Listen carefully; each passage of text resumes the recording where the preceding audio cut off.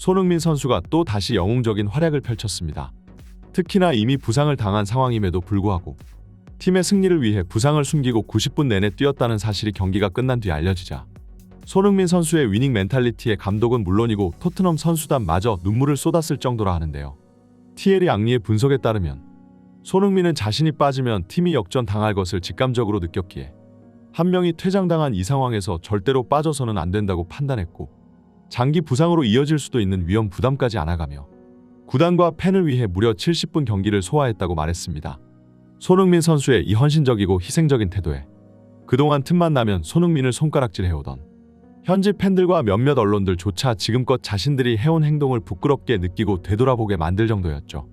토트넘의 이번 유로파 카라박과의 경기는 아주 중요했는데요. 토트넘이 9월 초까지만 해도 뉴캐슬에게 2대1 패배, 아스날에게 홈에서 0대1 패배를 당하며 아주 좋지 않은 출발을 보이고 있었고 특히나 경기 내용은 더 답도 쓸 수 없을 정도로 심각해 시즌이 시작한 지 한 달 만에 포스텍 감독이 경질될 위기에 처했기 때문이죠. 하지만 코벤트리 시티전 2대1 진땀승 이후 리그에서 브렌트포드를 3대1로 잡아내면서 조금씩 분위기 반전을 성공시켜 나가고 있던 토트넘이었습니다. 특히나 토트넘은 이번 시즌 유로파 리그에 사활을 걸어야 하는데요. 사실 토트넘 팬들도 리그 우승은 그 누구도 바라지 않고 있을 테고 제발 작은 컵 대회라도 하나 들어 무관 신세를 면하고 싶은 마음이 굴뚝 같을 테죠.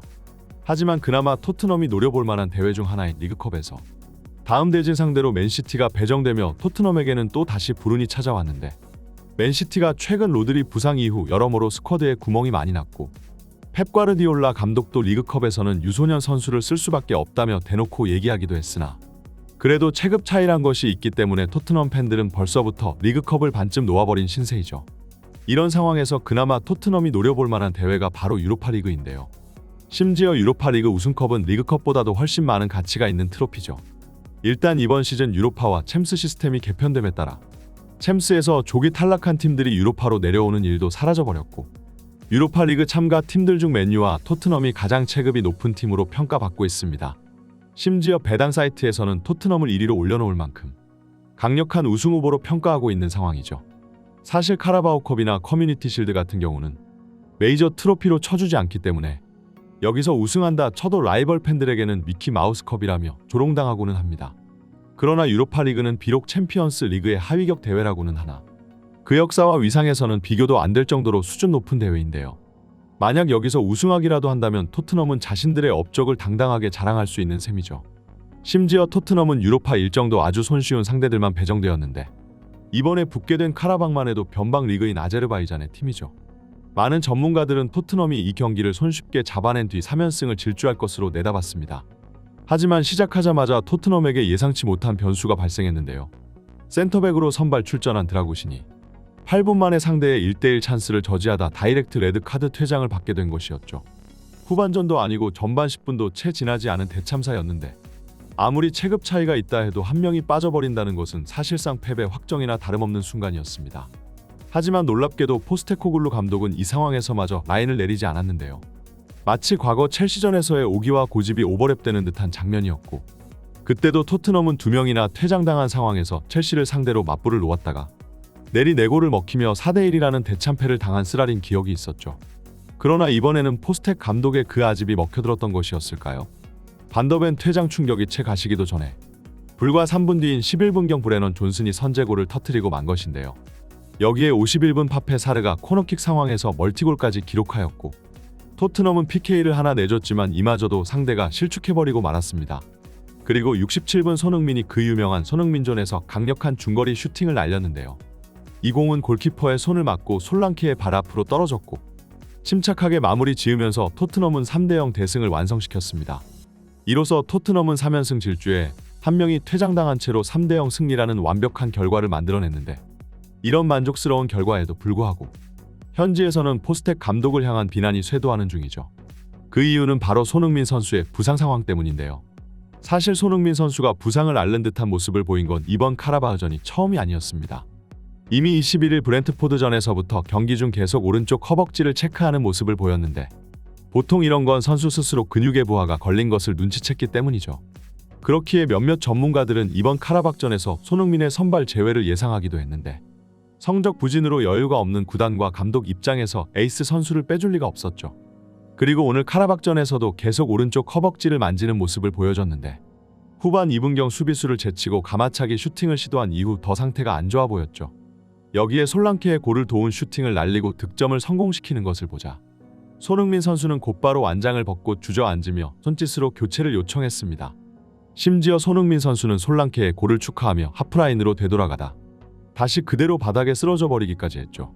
이 장면을 본 영국의 현지 전문가들은 손흥민의 다리는 이미 최대치로 부하가 걸려있는 상황이었다고 말했습니다. 벤치에서도 이 상황을 분명 잘 알고 있었을 텐데 그럼에도 교체 지시를 내리지 않은 포스텍 감독이 멍청하고 바보 같다고 비난했는데요. 손흥민 선수가 스스로 교체 사인을 보낼 수도 있겠으나 모두가 알다시피 손흥민 선수는 경기장에서 죽고자 하는 의지로 뛰어다니는 선수이죠. 몸의 한계가 찾아와 다리가 풀려버리기 직전까지는 마지막까지 팀을 위해서 전력 질주를 끊을 선수라는 건 모두가 알고 있습니다. 실제로 한계가 찾아온 상황에서 있는 힘껏 마지막 힘을 쥐어짜내 슈팅을 날리고 솔랑케의 골을 확인하자마자 그대로 쓰러져 버리는 장면에서 손흥민이 팀을 위해 부상까지 참아가며 간신히 뛰고 있었다는 것을 알 수 있었죠. 가뜩이나 최근 손흥민은 축구 클럽들의 말도 안 되는 일정 수를 비판한 적이 있었습니다. 날이 갈수록 대회 수는 많아지고 또 유럽 대항전이 개편되면서 경기 수는 더 많아지고 있는 추세인데 이로 인해 선수들은 한 시즌에만 70경기 이상을 뛰어야 하는 상황에 이르렀는데요.